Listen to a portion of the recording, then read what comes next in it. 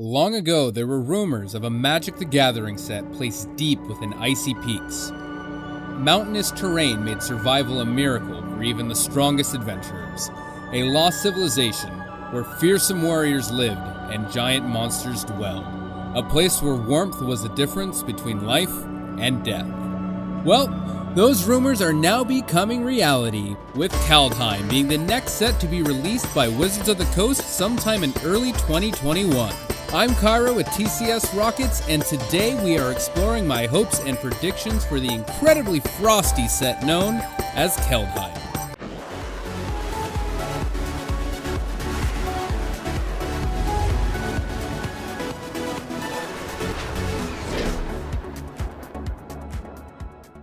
First things first, have we been to Kaldheim before? The answer to this question is, kind of. Kaldheim was one of the settings for the digital game Magic: Duels of the Planeswalkers back in 2014. In the game, you took on the final boss Ramaz with your companion Chandra, which leads me to my first prediction. Chandra is going to be our fiery guide in the cold tundra of Kaldheim. She is already familiar with the plane, and since it is so opposite to her personality, I see it as the perfect place to deepen Chandra's character. Maybe we'll even get to see her mature. It would be fun to see this hothead having to keep her cool while traversing the deadly and icy landscape. My next prediction is that with this frozen land, we will see the return of snow-covered permanents. To me, it makes perfect sense that the frozen mountains of Kaldheim would lead to some of the lands and creatures being snow permanents. It hasn't been very long since we've seen snow permanents in our booster packs, with the last appearance in Modern Horizons just over a year ago. Did you know that it's been 14 years since we've had snow permanents in Standard? I would say it's about time. Doubling down on this prediction, I would say snow is going to focus on black and white mana. Modern Horizons gave us a few white and black snow-related cards, however, I felt they were overshadowed by Arkham's Astrolabe and Icefang Kotal. If you're enjoying the video so far, don't forget to drop us a like and click the subscribe button down below. Also, if you want to be notified when we have giveaways, hit the bell icon too. Moving on, my third prediction for Kaldheim involves an 8-foot, 400-pound man who resembles that of Vikings, Garruk.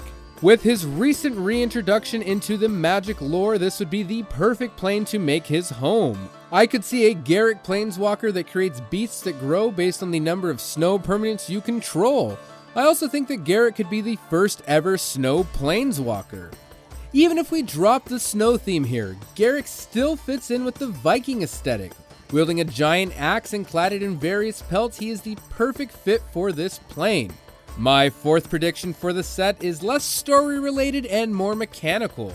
I see Kaldheim as a return to combat-based Magic.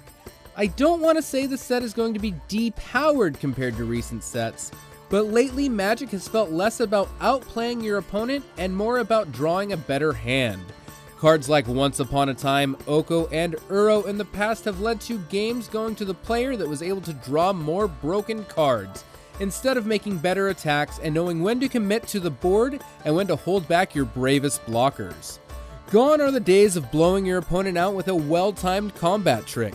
The closest we get nowadays is Embercleave, and let's be honest, we always see that one coming. Speaking of Embercleave, that brings me to my fifth prediction: equipment matters. We saw a small equipment sub-theme in Zendikar Rising, but it has been mostly overshadowed by Landfall. Because of this, I see it more as a setup for the real Equipment Matters set, Kaldheim. After all, Vikings love their axes. I am guessing that instead of seeing a Norse pantheon similar to what we have on Amonkhet and Theros, instead we will see a cycle of legendary equipment that reflect whichever deity they were created by. Theros touched on this a little bit, but this time I predict they will go all in on the legendary equipment that truly feel godly. Another mechanic introduced in Zendikar Rising was Party. This mechanic gave you a bonus for controlling a wizard, rogue, cleric, and most importantly this time, warrior. And although there were plenty of each of these creature types present in Zendikar, it still feels incomplete. This leads me to my final prediction: warriors will dominate Kaldheim. Assuming the set will indeed have the Norse theme, warriors are the perfect way to bring Vikings into the Magic world. Additionally, this is a great way to enhance the capability of the party mechanic in a thematic manner. With all that being said, are you excited for the next set? What predictions might you have? Let me know down in the comment section down below. I'm Kyro with TCS Rockets, and I'll see you next time.